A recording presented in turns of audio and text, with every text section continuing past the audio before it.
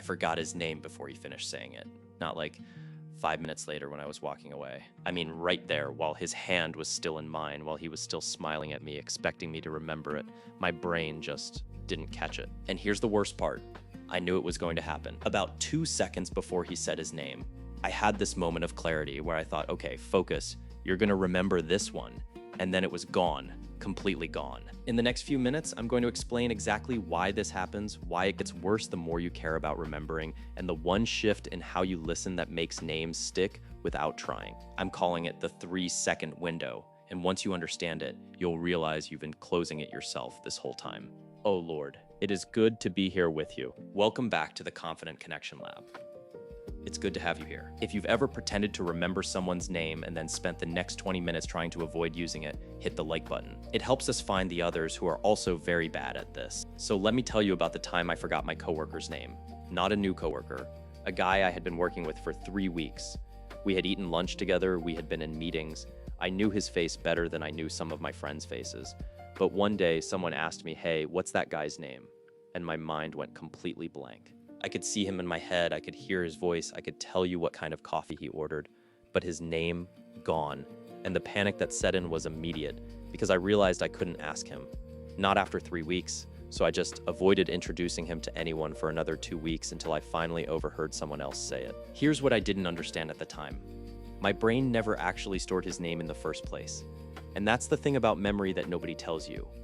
Your brain isn't a hard drive that records everything and sometimes glitches. Your brain is more like a nightclub bouncer who decides in real time what gets in and what doesn't.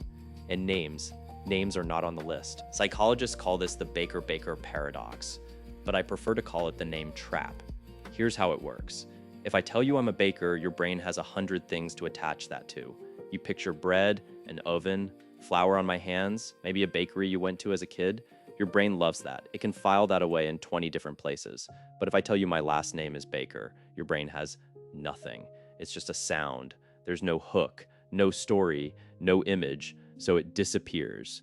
And names are worse than that because they're usually sounds you've never heard before, attached to a face you just met in a moment where you're also trying to smile, make eye contact, think of something to say, and not look like a socially anxious mess. Your brain is juggling 7 things, and the name is the one it drops every time. But here's where it gets cruel. The more you care about remembering, the worse you get at it, because now you're not just trying to catch the name, you're also watching yourself try to catch the name. You're thinking, okay, don't screw this up. This person seems important. I need to remember this. And that self-monitoring, that's using up the exact mental resources you need to actually encode the memory, so you fail. And then you get anxious about failing. And then the next time someone introduces themselves, you're even more in your head, and the cycle gets worse. I call this the spiral. You've probably felt it. Someone says their name, you miss it, you panic, you try to figure out if you can ask them to repeat it without looking like an idiot. You decide you can't, and now you're in a conversation where you're not even listening anymore because you're just trying to manage the anxiety of not knowing their name. And meanwhile, they're still talking and you've missed everything they said for the last 30 seconds. So let's fix it, right now. The solution isn't to try harder. The solution is to understand the 3-second window. When someone says their name, you have exactly 3 seconds to do something with it before your brain discards it. Not 5 seconds, not 10, 3. That's the window. And in those 3 seconds, you need to give your brain a hook, something to attach the name to, something visual, weird, or emotional. Otherwise, it's gone. In the next chapter, I'm going to teach you exactly how to use that window. I'm going to walk you through the Stickman Trick, which is the most absurdly effective method I've ever found, and 2 backups for when you need something faster. But before we go there, I need you to sit with this idea. You're not bad at remembering names, you're bad at giving your brain a reason to store them. That's it. That's the whole problem. Here's a question for you, and I want you to be honest in the comments. When you forget someone's name, do you usually ask them to repeat it, or do you just avoid using their name for the rest of the conversation? I'm definitely an avoider. Let me know below. Now, once you understand why your brain dumps names, you need the actual technique to make them stick. That's what we're covering next. The Stickman Trick sounds ridiculous, but it works so well it's almost unfair. Click to the next one and I'll walk you through it step by step. Okay, here's the technique that changed everything for me. It's going to sound absurd, and you're going to think I'm making it up, but I promise you it works. It's called the Stickman Trick, and the first time someone taught it to me, I laughed. Then I tried it, and I haven't forgotten a name since. Here's what you do. The moment someone tells you their name, You picture a little stickman version of them doing something related to their name. Not their actual face, not them standing there. A crude, childlike stickman doing something weird or memorable. The more ridiculous, the better. Your brain doesn't need sophistication. It needs weirdness. Let me give you an example. I met a guy named Marcus at a conference last year. The second he said his name, I pictured a tiny stickman with a marker for a head, drawing on a wall. Marcus, marker, that's it. It took me maybe 2 seconds to create that image, and 6 months later, I still remember his name. Not because I drilled it into my head, because my brain had something to hold on to. Here's why this works. Remember the Baker-Baker paradox from the last chapter? Your brain needs a hook, something concrete to attach the name to. When you create a stickman doing something related to the name, you're forcing your brain to make a connection. You're turning a meaningless sound into a visual story, and stories stick, sounds don't. But here's the part people mess up. They try to make it logical. They try to create some elaborate, meaningful visualization that makes sense, and that's too slow. By the time you've constructed some perfect mental image, the conversation has moved on, and you've missed everything else they said. The stickman needs to be fast, crude, and just weird enough that your brain pays attention. So let's walk through the method step by step. Step 1, the second you hear the name, repeat it out loud immediately, not in your head, out loud. Say something like, "Nice to meet you, Marcus." This does 2 things. It buys you 3 extra seconds to create the stickman, and it forces your brain to process the sound through a different pathway. Speaking is encoding, listening is not. Step 2, while you're saying their name, create the stickman. Don't overthink it. First thing that comes to mind. If their name is Jessica, picture a stickman with a giant letter J for a body. If their name is David, picture a stickman holding a tiny statue like the one by Michelangelo. If their name is Karen, picture a stickman asking to speak to the manager.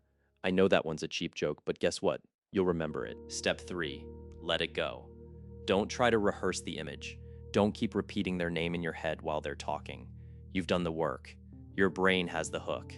Now you can actually listen to the conversation instead of spiraling about whether you're going to remember their name later. Now, I know what some of you are thinking. What if the name doesn't sound like anything? What if it's something like Priya or Andre or a name you've never heard before? Great question. Here's what you do. You cheat, you find any sound or syllable that reminds you of something and you run with it. Priya sounds like preach, so picture a stickman preaching.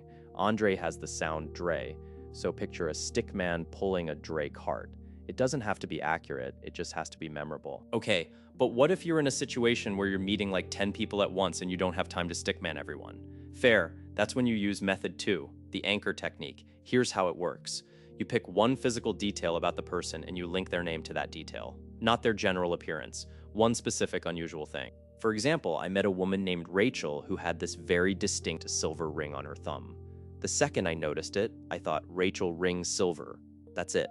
Now every time I see her, I see the ring, and the name comes back. The trick is to make the observation immediate and specific. Not she has brown hair, but she has a small scar above her left eyebrow. Not he's wearing a blue shirt, but he's wearing a blue shirt with a weird collar that doesn't quite fit. The more specific, the stickier. Method 3 is for the moments when you're too anxious or overwhelmed to do anything clever. It's called the repeat and use method. And it's exactly what it sounds like. You repeat their name out loud as many times as socially acceptable, and you use it in the conversation. Hi, Marcus. So, Marcus, what do you do? Oh, that's interesting, Marcus. It feels awkward at first, but here's the thing. People love hearing their own name. It makes them feel seen. And for you, every repetition is another encoding cycle. You're not being annoying, you're being memorable. Here's what I want you to do. Next time you meet someone, try the Stickman trick. Just once. See what happens. You're going to feel ridiculous doing it, and that's perfect. That ridiculousness is what makes it work. Your brain pays attention to things that feel weird or wrong, so let it feel weird. And here's the truth. Nobody tells you about social skills. They're not about being smooth or natural. They're about having systems that work when your brain doesn't. The Stickman trick is a system. It's not elegant, but it works, and that's all that matters. I've got a question for you, and I really want to hear your answer in the comments. What's the longest you've ever gone without knowing someone's name because you were too embarrassed to ask? For me, it was 2 months. 2 months. Let me know your story below. Now, once you've got the name locked in, the next challenge is actually starting the conversation in a way that doesn't feel forced. That's where the 3-second rule comes in, and it's one of the most powerful tools I've ever learned for social anxiety. I broke it down in this. Audio right here,